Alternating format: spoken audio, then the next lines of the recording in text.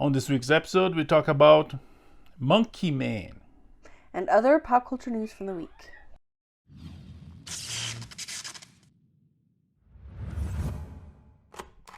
So we got to see a fun, can we call it fun? New action, revenge, thriller. Anyway, we saw a movie called Monkey Man. This is the real directorial debut from Dev Patel. And overall, it was quite the experience. Yeah, it was fun. Action-packed. There was some weird structural things about it. I guess some plot holes. There was some weird tempo of transgenders. There was some weird politics in India.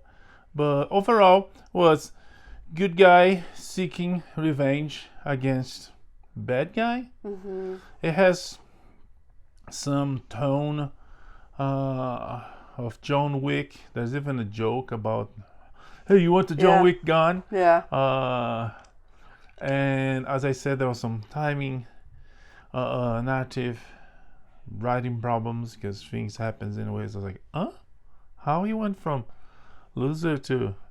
Anyways, overall, it was fun. The camera was very... that was like handheld a lot of times, and so it was a little bit shaky. So that was kind of weird too. But overall, was decent. It was fun. Yeah, I really enjoyed it. I didn't feel like, I don't know if weird is the word that I would use, but it was definitely very different, especially because it's marketed as and initially presents as like a very straightforward John Wick style guy gets revenge type story. And there is that thread, but they also kind of try to bite off a lot more. Like there are like Hindu religious elements that I thought were actually really cool. But then also, it felt like through like news stories that you kind of hear in the background and like other shots, like they're trying to take on not just this specific revenge story, but like, let's look at all of Indian society problems and we're going to take them all on, which felt like too much for what this character was really capable of doing. I don't know. It felt like maybe they tried to bite off a little bit more than they could chew, or try to weave in one too many elements and social problems, and it kind of missed the mark there. But again, overall, this was a really fun thing to watch, and it was very interesting because it was Indian and not like I haven't seen a revenge story set in India about Indians. All the rest haven't seen that before.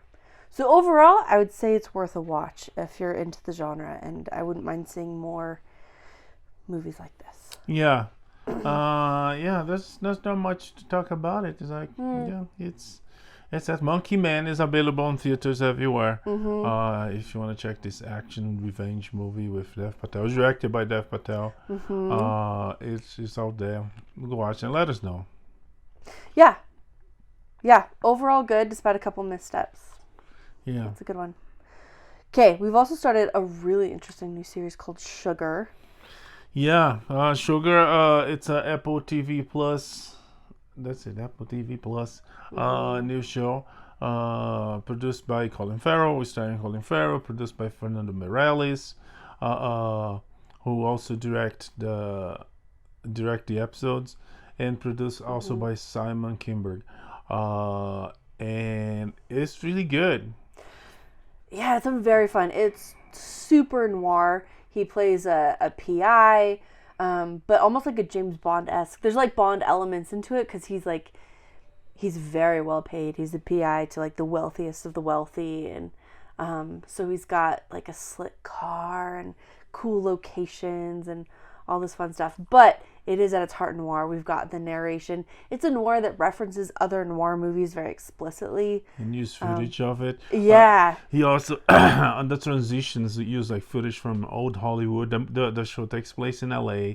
So there's this old film background. And the main character, he's a big fan of film. And all that together, it comes up very interestingly. It's a very entertaining show, very compelling. I have no idea where the mystery's going.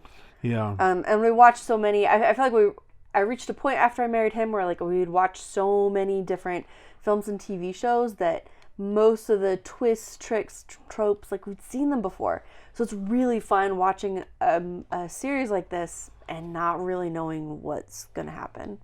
Maybe he's got it figured out. Yeah, I don't. No, so far it's very. We learn about the characters, the main character, especially Sugar. He's a very cool guy, cool suit. He's very smart. He's top of his game, but is he? Or is he? Yeah. He might have some issues not revealed yet. He has a very interesting way of dealing with people and with the other characters, which is very superhero like. He's very decent. I don't know, maybe it's like a anti kind of playing on what the PIs back in the noir times would do, because he's a good guy in a bad world. Because he's what they used to do. That's like some of the stuff like is not politically correct now. So he's beyond that. He helps people on the streets. And so far is very interesting, very compelling. Colin Farrell is great on it. We also have the guy with the pig. What's his name? I can't remember. And I feel like that's the case for most. Like it's a very familiar. Zephyr Crockrane. Yeah. Yeah. It's a very recognizable cast. I couldn't tell you. Which, by the way, happy First Contact Day. Oh yeah. Is today. Who else? Amy Ryan. She was Holly Flax from The Office. Oh, I'm impressed that you know her name, because that is. She has a very like easy to remember famous people. Amy Ryan, right? Amy Ryan. I guess so. But she came into our lives and endeared ourselves to us as Holly Flax, the woman who finally was able to love Michael Scott for who he is and to bring him all the happiness that he was so desperate for. Yeah. She's Holly Flax. Anyway. In Kirby, if you know who Kirby is, she plays the handler. Yes. That's an interesting character. And many other names. Remember, that is doing a terrific job. He did all the great movies, including his masterpiece, City of God. He did in Brazil. And then he worked with the Ralph Fiennes. What was Ralph or Joseph? Ralph. Ralph is the old one, right? I think so. Yeah, Ralph Fiennes and Rachel Weisz on the Constant Garner, among many other things. This one is particularly very interesting, very compelling. It's suave and fun, but there's mystery, there's murder. Oh, Natalie Allen Lind also is on the show, her character. Well, I have to see. It's very fun, very cool. If you like into that old Hollywood, if you like into old films, self-reference, and the detective that is working for a movie director to investigate a missing person. Very, very cool. We look forward to finish it. We can come back to talk more about it. It's available on Apple TV Plus. There it is. The first 2 episodes are just out, and 1 episode every other week, like Apple does. And again, Apple doing a terrific job. This is another one to watch. Yeah, highly recommend it. Okay, and one more series that we've only just started, but I am absolutely delighted with. It's called A Gentleman in Moscow. It stars Ewan McGregor, Mary Elizabeth Winstead, and takes place kind of in the immediate aftermath of the Bolshevik Revolution. And this is all in the trailer, but Ewan McGregor is a count who, for various reasons, is not going to be executed, but he's basically imprisoned in this hotel. If he sets foot out of this hotel in Moscow, he'll be executed. Yeah, death to the monarchs and to the royalty as the revolution required. But this guy was able to survive, so he's restrained to a hotel. And the show is about his life there, and if he lives, he dies.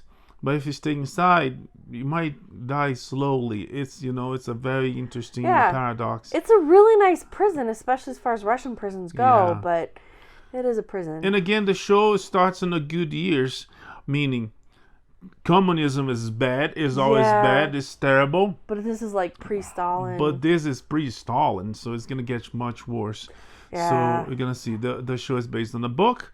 Is available on Paramount Plus. We saw 2 episodes and very good. Ewan McGregor great. Mary Elizabeth Winstead great as well, and everybody else great. You're gonna have some like, was like, what the heck? That's noticeably some shock on the cast, and they did cast in a woke way. There's a lot of people of color in Russia. In Russia in like 1917, which was not the case. And so it is colorblind casting. I wasted a lot of time in these first 2 episodes trying to figure out, like, are they from somewhere? Is this somebody I should know? Is this part of the character? No, it's just colorblind casting. Yeah, and it's super weird because some directors will claim to get away with critics. They will say, "Oh, this guy was the best for the part," even though the character in the book or the source material is one color and a character from a different color. This is not the case. It's like key characters. They're great actors. We're by no means complaining about that. They are good at their roles, good at their parts. It's just kind of distracting. Yeah, and it's when you're going for like a certain level of historicity, but then and it's super weird because some of the oppressed characters per se, like the servants, the poor characters, are people of color, which first is not accurate. Second is returning to old habit Hollywood created and caused a lot of problems for racism, casting people of color as the butler or as the driver, as the servant. A racist thing that these people took a long time to overcome and become the main star and become the main character. And here it's like if there was a real racism, this is like a fabricated racism because they use people of color to portray servants and oppressed people when they were not. I almost wonder. I might be reading too much into it, but I almost wonder if that was like deliberate, like to show us like these are oppressed coded people and these are privileged coded people. Yeah, but again, it's racist to the point that you say just insulting. Yeah, you're saying that white people have no problems; they cannot be oppressed. And if you have a biggest example of white people being oppressed, it's people that lived under communism. So the Soviet Union, and now they changed, they blackwashed for and he said and I read about it.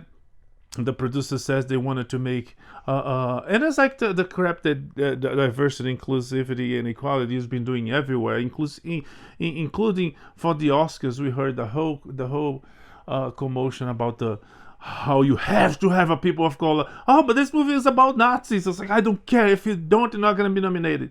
So they did to include, to be, just like we talked about that a couple weeks ago, the video game industry, the Sweet Baby Inc.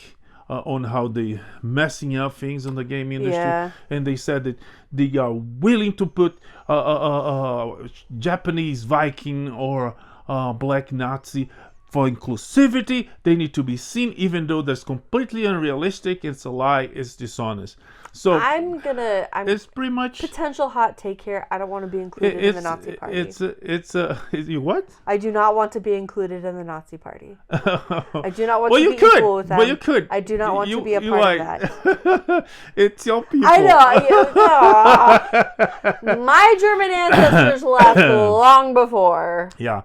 No, but it's like at first it's like it's noisy. It bugs your eye, especially if you know something about the world. Because some of the problems we have in America is that people claim that America is the worst place because it has this problem, and I'm not going to mention the problems.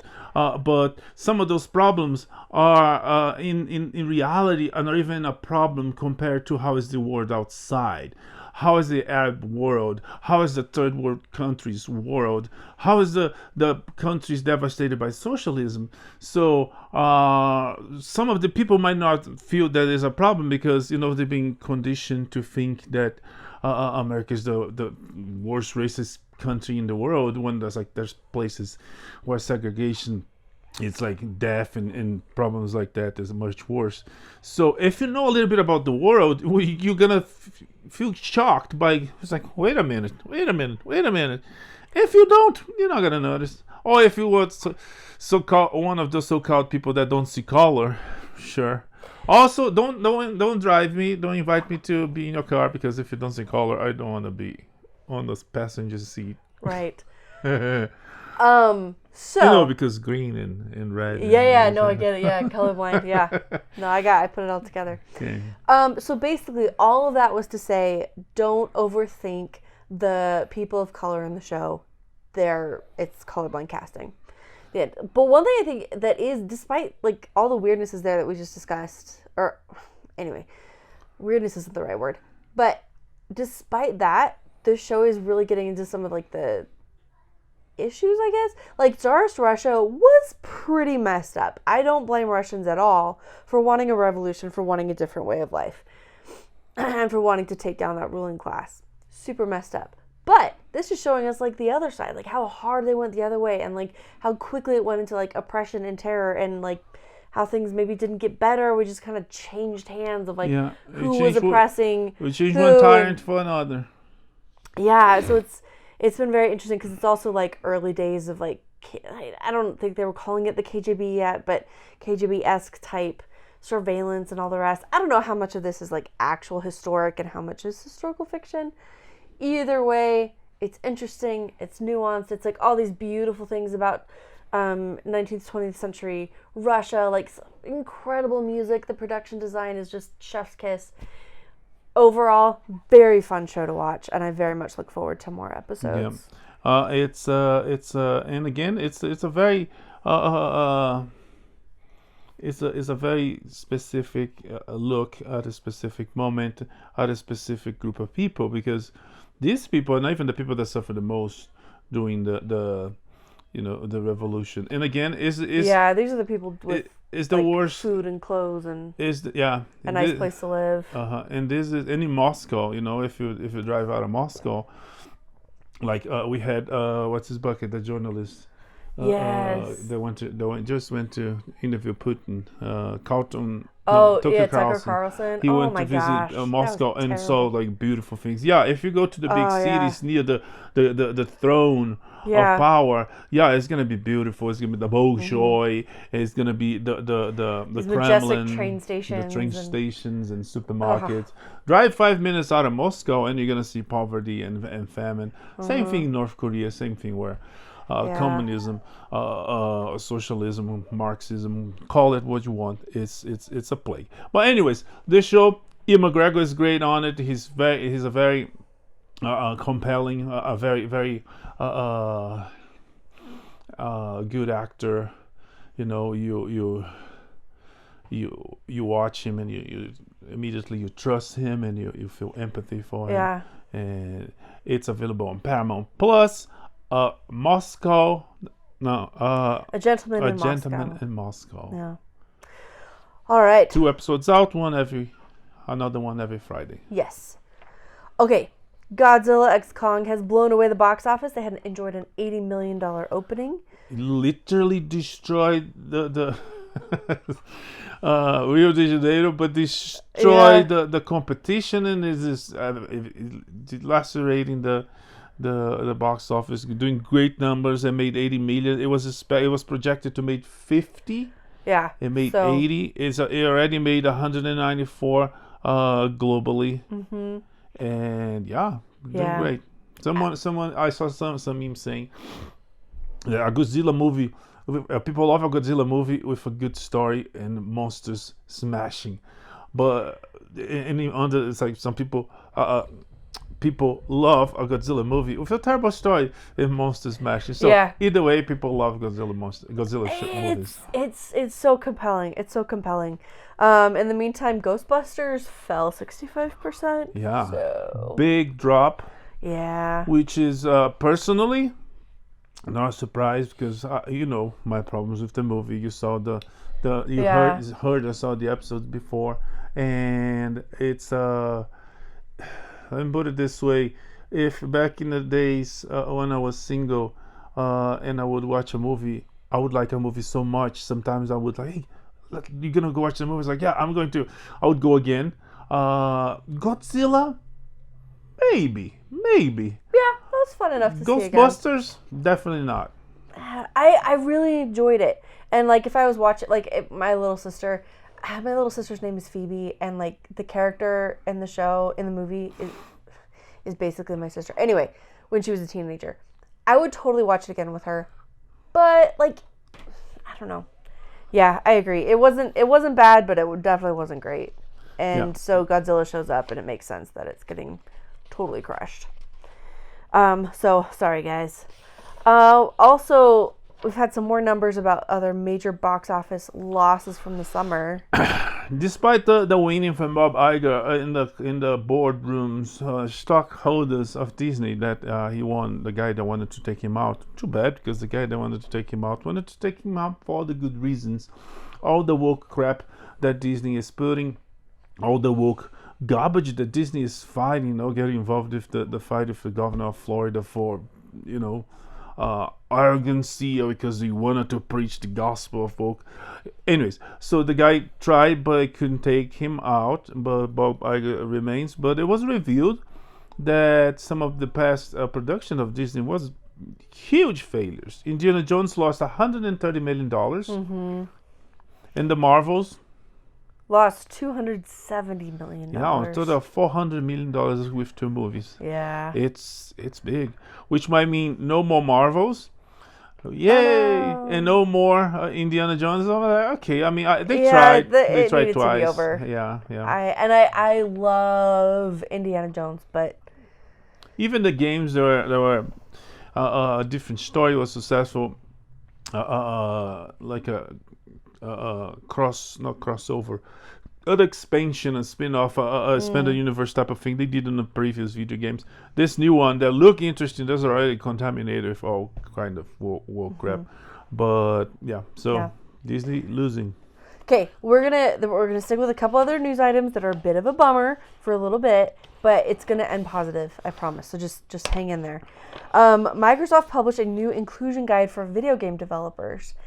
And as a woman who plays video games, this is extremely annoying. They recommended against creating female characters with quote-unquote attractive body proportions. Yeah. I don't know that anybody's ever had a problem with like female video game characters being attractive. Like we were just rooting for like clothing that made sense.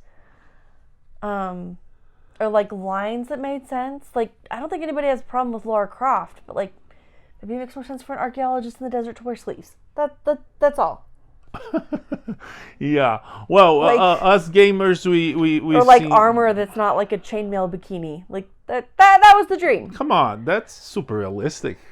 Is it? Anyways, if anything, the majority, I'm not saying girls don't play games, but the majority of gamers throughout history are men, are boys. And sure, if you want to invest on that, good. You're investing in a proper crowd, in a proper public.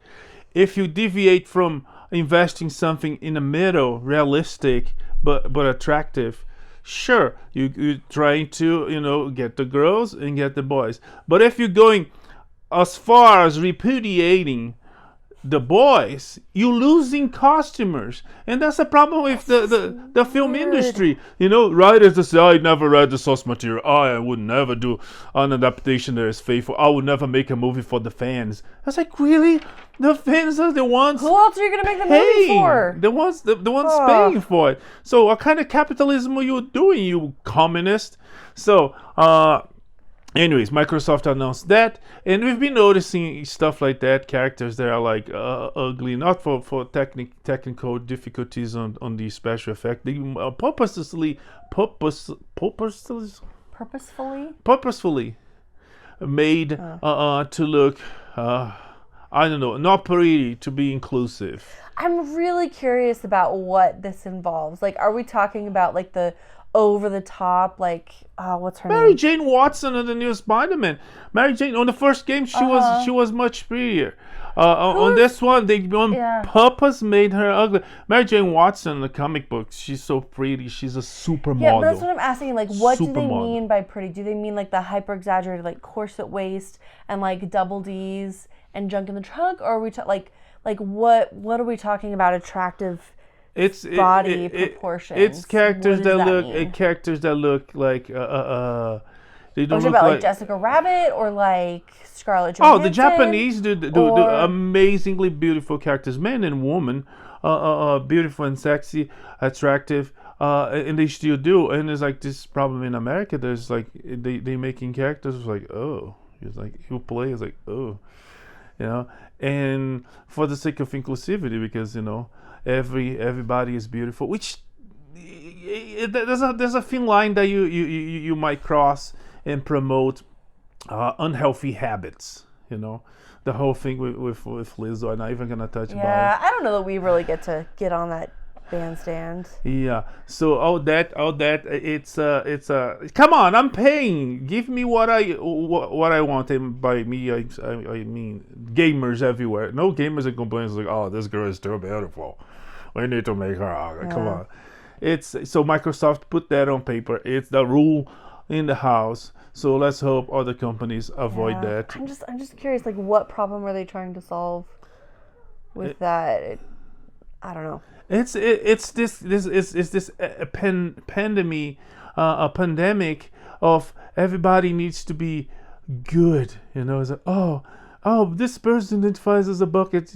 Oh, you don't want to offend the person. But what does that have to do with an attractive video game character? It might be offending people, feminists, or the group of people that don't play games are gonna go back to the audiences. Again, the attractive women, that's not what's offensive. It's the one with like it's like when the male characters are like fully dressed, have very sensible, like, I don't know, body armor, appropriate clothing, and then the woman's got like her boobs like bursting out of whatever skin tight outfit she has, and is like running through the jungle in high heels. Like, for the sake of the story. See, like it's. Anyways, so there's that. We come back to it because I'm pretty sure this is gonna. I hope this blow and yeah.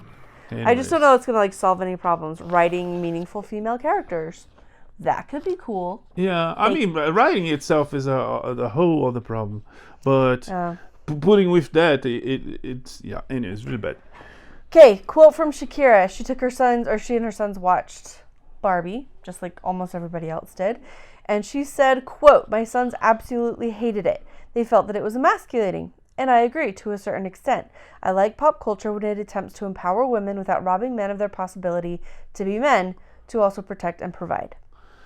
Well, Shakira, her hips don't lie. It is interesting to hear her talk about empowering women, but it's like she's right. You see this in other properties where like Supergirl comes to mind. Supergirl, CW Supergirl. Yeah. Where instead of balancing like any other good show does, balancing men and women as equals, in some sense. Of course, men and women are very different. They have different qualities, different characteristics.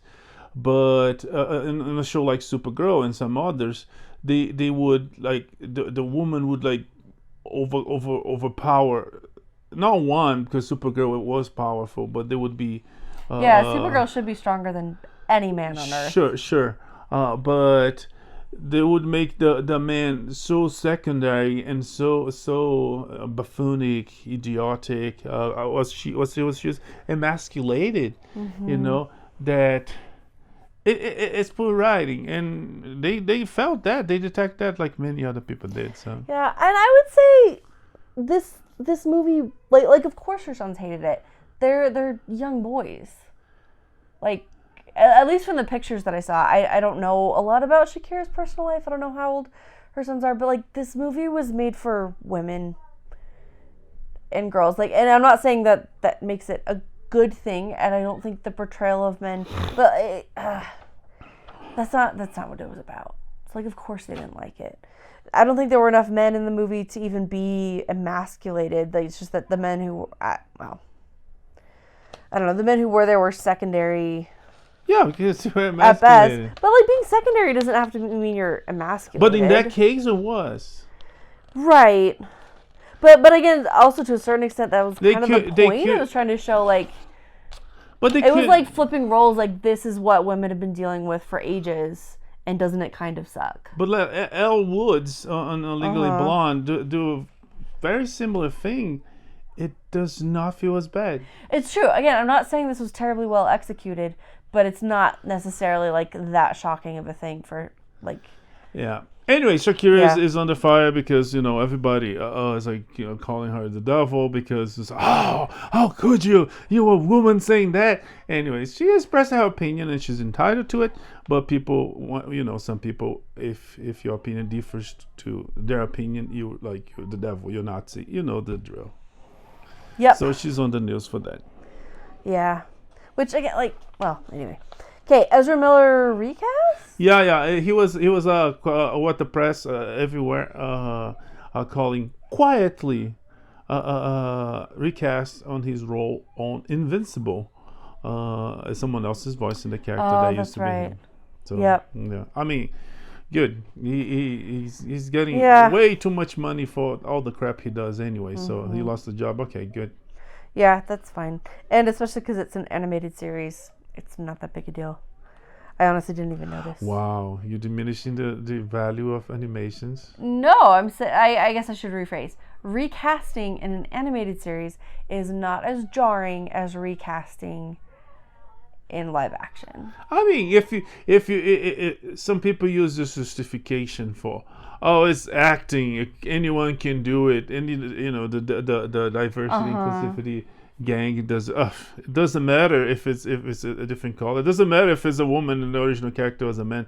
Anyone can do it. It's acting, right? But then again, when it's time to recast, they you know, like they could recast Black Panther. They could cast another black actor.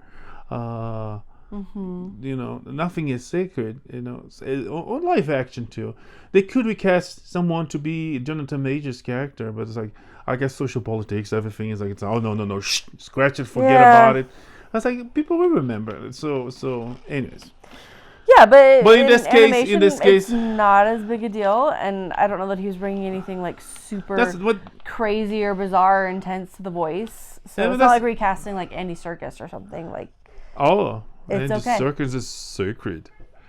Andy Serkis does unusual things with his voice that not everybody can do. It would be very noticeable if we went from like Andy Serkis to, or like from Mark Hamill. Seth MacFarlane. Yes, there you go. Anyways, moving on. Yeah. Okay. Let's talk about Fantastic Four for a minute, and then I promise things will get better. The upcoming Fantastic Four reboot is going to take place in an alternate universe. Yeah, because this universe already sucks. The MCU now is in a terrible state. It's like everything else they've been putting out since, I don't know, Spider-Man. It's mediocre, to be nice. To be polite. It hasn't been great. So they cast, you know, the cast of the new Fantastic Four, Pedro Pascal, Kirby, what's her name? Vanessa Kirby, the guy from Stranger Things, and the guy from The Bear. And this week they announced that they cast the Silver Surfer, and it's a girl, which is like, it's dumb, it's stupid. It's like, why? It's like, it's... So it's Julia Garner. We've seen her in other things. She's got acting chops.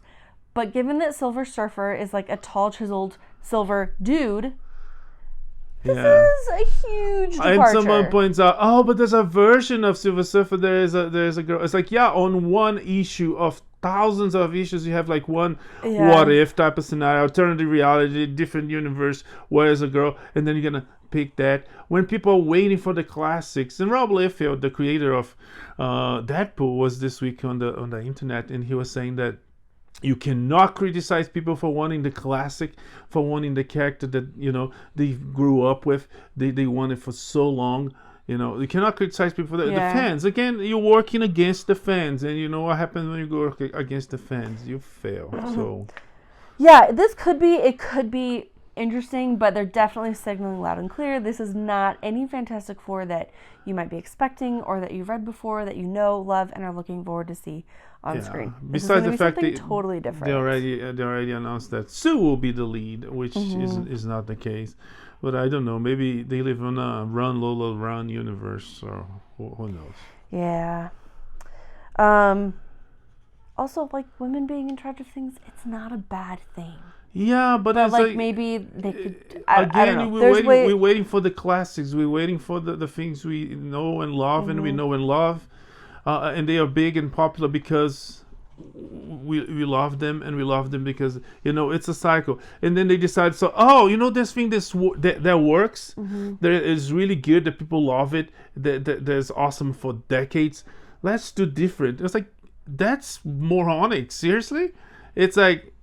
Anyways, trying to be creative, but it's actually going against the creativity of the original creators. Yeah, we'll see. But right now, hopes are not high. Okay, let's get to lighter things. Curb Your Enthusiasm just had a really fun, I need to say, it was a funny episode. They're always funny. But Conan O'Brien was in the latest episode, and apparently the storyline was based on some real experiences. Yeah, with Larry and his one of his neighbors.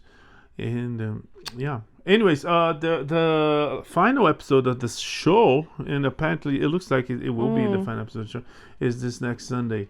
And there's like a lot of indications and putting news of the past. Jerry Seinfeld on the stage saying that he and Larry are gonna do something about the finale of Seinfeld. There was a court procedure where the gang were sentenced to go to prison because they were terrible people. Yeah. And it went back throughout like the course of the show, and like people came back from like different episodes over the course of the show to testify about how horrible the gang was, and like different horrible things that they had done. Yeah. So it feels like this finale might do something similar, if not the same, because the final episode, Larry's gonna go to court for giving water to a woman in a line in an election in Georgia, committing electoral crime. So I guess so. I guess even the court is not correct, because I don't think it would be as they doing. But anyways, so he's going to court,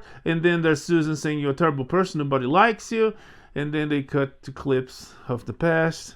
And then he's gonna go to court, and I was thinking this week that I would not be surprised if it's apparently it's not about the case, it's about the character. And I was wondering if they somehow not gonna bring Jerry, Julia, and Jason, and even Michael from Seinfeld to testify that how terrible Larry David, and how he screwed up the finale of Seinfeld, and how he deserves to go to prison for that. That would be funny. It would be. And I what I see in my head is like, I feel like it'd be a very Jerry moment, or at least a very Seinfeld moment, for Jerry to be up on the stand and Larry's like, tell him how great I am, tell him how great, and he's just like, like he's maybe not going to take him down, but he's not going to. Not so sure, beef. Yeah. So the Curb Your Enthusiasm series finale is available Sunday on HBO Max, Max, all those. Yeah. We are very much looking forward to it. Okay, a couple other upcoming projects. A Simple Favor 2 is coming. This is a Blake Lively and a Kendrick sequel coming from Amazon MGM. The first one was very interesting. I don't know how they're going to go for a sequel. We'll see. No idea. Grey's Anatomy got renewed for season 21. Wow. It really is a soap opera. Just in prime time. The Matrix Resurrected. They've got Drew Goddard to write and direct the new movie. Remember how awesome the last one was? Me neither. It's. I guess they made a little bit of money. I guess if a little bit of money, they. Yeah. Even though, like, the point of the movie, like, they even had this whole spectacular conversation about how the movie was just for was just a money grab. Yeah. They put that in the movie. Yeah. Anyway, okay. Yeah, and they made it's to be inclusive. They made the girl a superhero with like it was bad in so many ways. Inclusive, or was it just like they had nowhere else to go because the story had been told? All of the story had been told. Like there was nothing else to do. Yeah, no, well, the way the third one ended, we know he's alive, and she died. To bring her back was a mistake. First, because she died, and not to bring. The fourth one was a mistake. Anyway, so they're gonna make another one. Warner wants money, so they're gonna try again. The Wachowski brothers, I guess sisters, brothers, whatever they are now, whatever they decide to be this week, they are not involved on this one. So maybe a new mind, fresh blood. Maybe we'll see. Or we could just let them go. I imagine there are hundreds, if not thousands, of screenwriters around the world sending in scripts that they would love to get made of stories that haven't been told before. It's risky. I'm just throwing that out there. It's risky. They don't want to lose money. Tell that to Indiana Jones that lost how many hundreds of thousands, millions of dollars? $130 million? Still, no, Marvel's risky. lost $270 million. The movie was awful. I'm just saying. But movie was awful, but people went to see it. Maybe these movies aren't as risk averse as... Or not risk averse, risk proof, failure proof. Anyway, I'm just saying, cut it out. I'm really tired of it. That's what I'm saying. Okay, possibly the best news. We'll see Patty Jenkins. So she's writing a Rogue Squadron draft right now. Yes. So let's hope something good comes out of it, because lately Star Wars. The new Acolyte show looks awful, and the producer, every time she opens her mouth, they make it look even worse. And with everything they're saying, I feel like it's going to be really hard to enjoy any of the good stuff about Acolyte. Like there could be good stuff there. Oh yeah, lightsabers. Okay, that's it. Yeah, lightsabers are awesome. Okay. Anyway, that's what I'm saying. The only good thing, but even lightsabers, they're gonna mess it up, because there's a lightsaber that becomes a whip. No. A girl comes in with a lightsaber. I'm not kidding. This worked exactly one time, and I'll tell you the one time it worked. The trailer for The Phantom Menace, when Darth Maul holds up his lightsaber, and the one end is already lit, and then the other end lights up, and we're all like, oh. Yeah, it was exciting. But that was amazing. And since then, it's just been, oh. But hardcore fans knew that was not new. So... it was exciting to see that finally comes to reality. But it's, of course, the nonchalant fans was like, or the fans impacted. whose parents were like, we don't want you to be too obsessed with this. You can't read the books. I'm just saying, don't question my fandom. As a matter of fact, I think Leia had one like that. But anyways, let's not touch that now. Okay. Because again, I was talking about the Acolyte. Oh yeah. What else? It's the Mandalorian is been coming down. It's good. It's not bad, but it's falling in quality. It's gonna get a movie. Had moments up here, but a lot of the execution was down here. Yeah, and so and of course they're gonna make a new movie for Rey, which is not very exciting. So maybe Rogue Squadron will be like, good versus evil, rebellion versus empire. It's a good moment, civil war. I'm also hopeful that, like Rogue One, it's going to take us away from the Jedi and the Skywalker saga and into like other aspects of this, which is where post-Disney Star Wars has really been the most successful. And it could have some really cool characters, men and women, aliens. She could do a very, very nice job, and she proved before that she can, like Wonder Woman. But anyways, dogfighting for days, that'd be fun. Okay, IHOP is introducing a new Sonic-themed menu. Yeah. I assume Sonic the Hedgehog. You better run to get it. Yeah, it's Sonic the Hedgehog, not Sonic the hot dog. Yeah, the dry. Okay, cool. But speaking of hot dogs, 7-Eleven had an idea that they've paid money for that nobody ever wanted ever.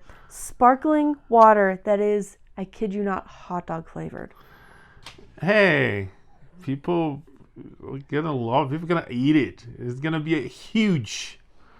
I don't know. But should it be? I wonder if they do that as a write-off or some or a joke lawsuit or a stunt. they have to pay, and the way to pay was that. I don't know. I don't know. Somebody lost a bet. Either way, Hey. this is a lot of darkness to put out into the world. Yeah, well, I don't know. I'm not even curious to try. But yeah, people will. And if enough people try, they can at least discontinue and make the profit for it and move on. You know, maybe they screw up a whole batch of and it's like, A mineral water. man. Like, what do we do? Let's It go tastes like hot marketing. dogs. Let's go marketing. It's like it tastes like hot dogs. Hey, let's sell it like hot You dogs. might have something there. Oh. The eaters will buy, and stoners will buy that. nasty. It's like so high they're not even gonna taste it. Oh, we will taste it. And it's like, oh, it's so good. I don't know, man. I don't know. Anyways, what else? That's it. Oh, That's the whole okay. list today. Oh, wow. Okay, I guess that's it for this week. You come Mm-hmm. back next week with more. We're gonna watch. There's Shogun is developing. Oh my gosh, it's so Sugar is good. spectacular. This Moscow, Gentleman in Moscow is good. We're gonna watch a Gentlemanly Warfare. I don't know if we're gonna talk about next week, but we're definitely gonna talk more about pop culture news, entertainment. Like, subscribe, invite your friends, your dog, your cat, your mom, your neighbors, random people on the streets. Tell them to like, subscribe. But that's it for this week. May the force be with you. Live long and prosper. Bye. Bye.